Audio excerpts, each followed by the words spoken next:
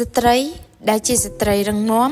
អាចត្រូវបានគេសង្កេតឃើញតាមរយៈលក្ខណៈជាច្រើនខាងក្រោមនេះគឺជាចំណុចសំខាន់5ចំណុចដែលបង្ហាញថាស្ត្រីម្នាក់នោះគឺជាស្ត្រីរឹងមាំអត្ថបទរបស់សហគ្រិនស្ត្រី 1. ភាពអង់អាចក្នុងការសម្រេចចិត្តស្ត្រីរឹងមាំមានសមត្ថភាពក្នុងការសម្រេចចិត្តដោយឯករាជ្យនាងអាចវិតម្លៃស្ថានភាពនិងឆ្ពោះទៅមុខដ៏ក្លាហានដើម្បីសម្រេចគោលដៅរបស់នាង 2. ការទប់ទល់នឹងភាពលំបាកស្ត្រីរឹងមាំមិនងាយនឹងចោះចាញ់នឹងបញ្ហានោះទេនាងអាចរកវិធីដោះស្រាយនិងបន្តដើម្បីឈានទៅរកគោលដៅរបស់នាងទោះបីជាមានឧបសគ្គក៏ដោយ 3. ការគោរពខ្លួនឯងនិងអ្នកដទៃស្ត្រីរឹងមាំចេះគោរពខ្លួនឯងនិងអ្នកដទៃនាងយល់ពីតម្លៃរបស់ខ្លួននិងមិនអនុញ្ញាតឲ្យអ្នកដទៃបំពានលើសិទ្ធិរបស់នាងឡើយ 4. ការលើកទឹកចិត្តអ្នកដទៃស្ត្រីរឹងមាំមិនត្រឹមតែជួយខ្លួនឯងប៉ុណ្ណោះទេ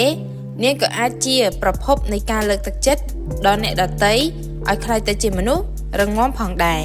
5. ការប្រកាន់ខ្ជាប់លើគោលដៅស្ត្រីរឹងមាំមានភាពអត់ធ្មត់និងមិនងាយនឹងអស់ជំនឿនាងកាន់តែខ្ជាប់លើគោលដៅរបស់នាងនិងខិតខំធ្វើអ្វីដើម្បីសម្រេចវាស្ត្រីរឹងមាំគឺជាមនុស្សដែលមានភាពអង់អាចនិងអាចប្រឈមនឹងអ្វីៗគ្រប់យ៉ាងដោយមិនភ័យខ្លាចសិទ្ធិបុគ្គលិកអត្ថបទរបស់ឯកសារច្បាប់និងរដ្ឋបាលសិទ្ធិបុគ្គលិកនៅកម្ពុជាត្រូវបានកំណត់ជាចម្បងនៅក្នុងច្បាប់ស្តីពីការងារឆ្នាំ1997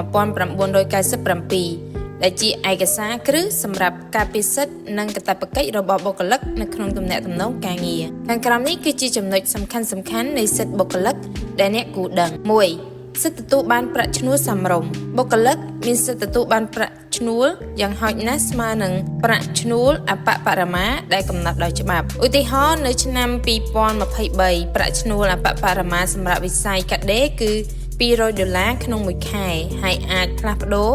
តាមការសម្រេចចិត្តរបស់រដ្ឋាភិបាលប្រាក់ឈ្នួលត្រូវបើកទៀងទាត់យ៉ាងហោចណាស់2ដងក្នុងមួយខែ 2. ម៉ោងការងារនិងម៉ោងសម្រាកម៉ោងការងារធម្មតាមិនលើសពី8ម៉ោងក្នុងមួយថ្ងៃឬ48ម៉ោងក្នុងមួយសប្តាហ៍មាត្រា138បុគ្គលិកមានសិទ្ធិសម្រាកយ៉ាងហោចណាស់មួយថ្ងៃក្នុងមួយសប្តាហ៍ជាធម្មតាថ្ងៃអាទិត្យការធ្វើការថែមម៉ោង overtime ត្រូវបានយល់ស្របពីបុគ្គលិកនឹងទទួលបានសំណងយ៉ាងតិច 150% នៃប្រាក់ឈ្នួលធម្មតាមាត្រា139 3. ថ្ងៃសម្រាកនិងវិស្សមកាលបុគ្គលិកមានសិទ្ធិទទួលបានវិស្សមកាលប្រចាំឆ្នាំចំនួន18ថ្ងៃបើធ្វើការមួយឆ្នាំពេញដោយនៅពេលទទួលបានប្រាក់ឈ្នួលមាត្រា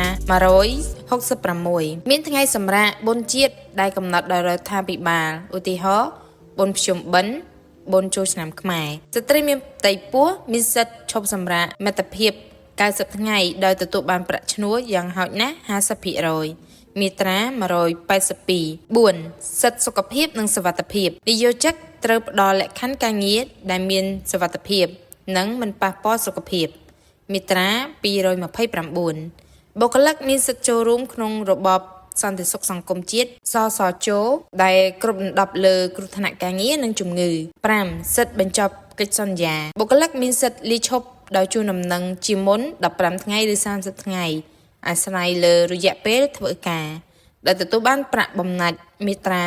74បើនយោជិកបញ្ចប់កិច្ចសន្យាដោយគ្មានហេតុផលសមស្របត្រូវផ្ដល់សំណងបញ្ចប់កិច្ចសន្យាមាត្រា73 6. សិទ្ធិបង្កើតសហជីព